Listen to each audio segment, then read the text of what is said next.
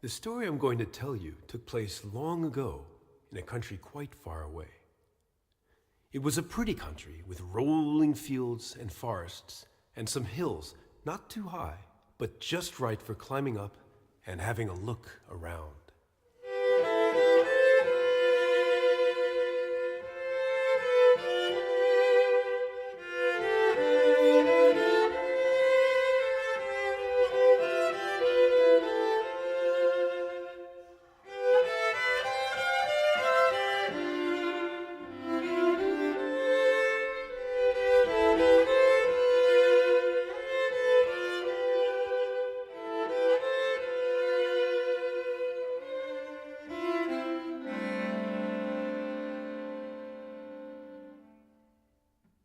Of course, this country had a king.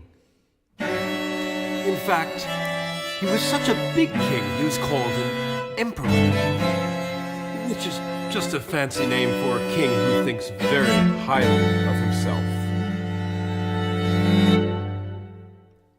He wasn't a bad emperor, and the people liked him pretty well.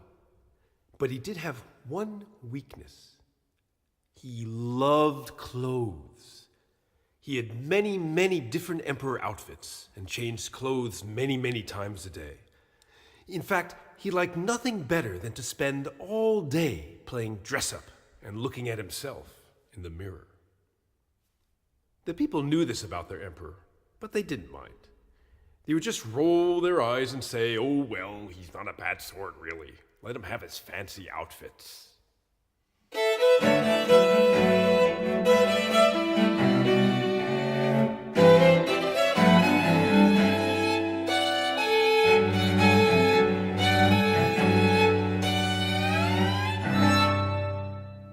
However, there were two men who thought about the emperor's weakness for clothing quite a bit. They were very clever men and not at all nice. They hatched an idea for a way to make money by tricking the silly emperor. They went to him and said, "Look here, your highness. We are weavers and tailors, the very best in the land, and we would be honored if you would allow us to weave you some beautiful cloth and to fashion from it the most amazing and most kingly outfit you or anyone else has ever seen." The emperor was very interested. He said, Then they said that, "Not only will this costume be beautiful, but it will be magical."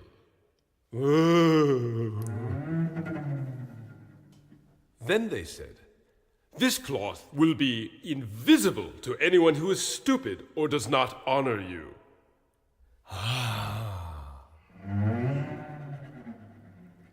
This did sound interesting. So the emperor gave the two men a great deal of money, and also some spun gold and some jewels which they requested for the weaving of the cloth, and a room in the castle in which to work. The men took the gold and the jewels and went into the room and locked the door. For 3 days they worked. No one was allowed to go in. The emperor could only hold his ear up to the door and listen.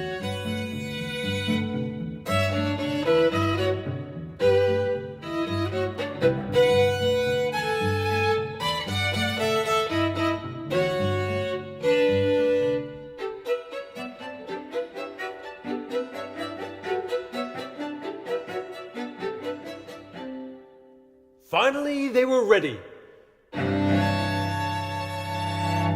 They asked to see the emperor and all his courtiers to show them the wonderful outfit they had made with the magic cloth. Don't forget, these men were tricksters. They hadn't woven any cloth at all. They had put all the gold and jewels in their pockets and pretended to work for 3 days. What they had to show the emperor was absolutely nothing. The emperor and all his courtiers gathered together in the great hall to view the magic outfit.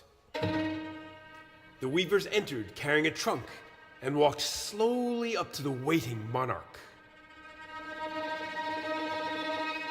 They slowly opened the trunk No one dared breathe or make a peep. Behold! Just look at these trousers, this bejeweled jacket. And here, your most worthy and illustrious lordship, is your golden cloak. See how light they are, like gossamer spiderwebs.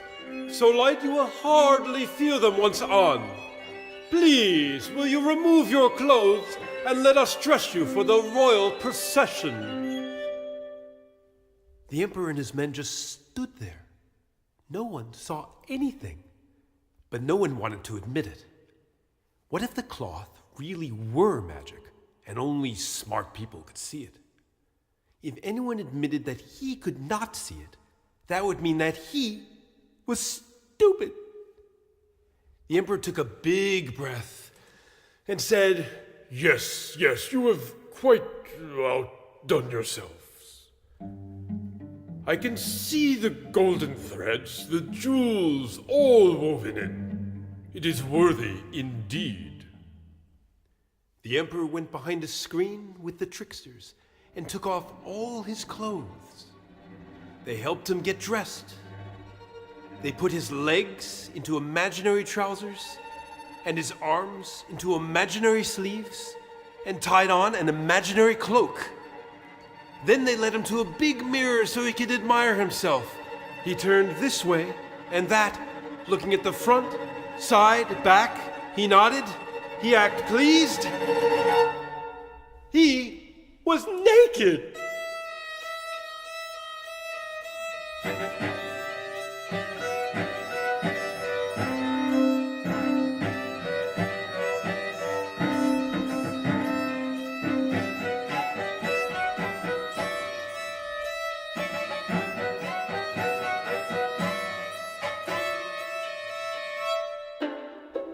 And so the big parade began.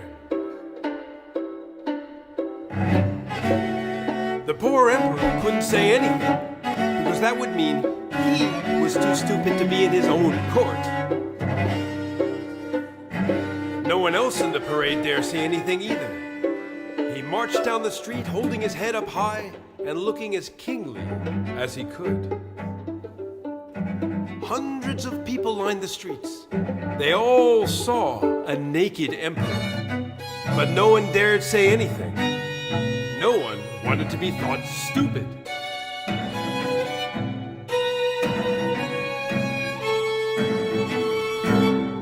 Except for one little girl. She was too small to know the rules. She stood up and in a very powerful voice said, "Look, the emperor is naked!" Well, everyone knew that little girl was right. The courtiers all knew, the people in the street all knew, even the emperor knew. He wanted to be invisible and disappear just like his clothes. He wanted to be anywhere but in that parade. But what could he do? He was the emperor. He stood up even straighter and held up his kingly head even higher and just kept on marching. And the band kept on playing until he was out of sight.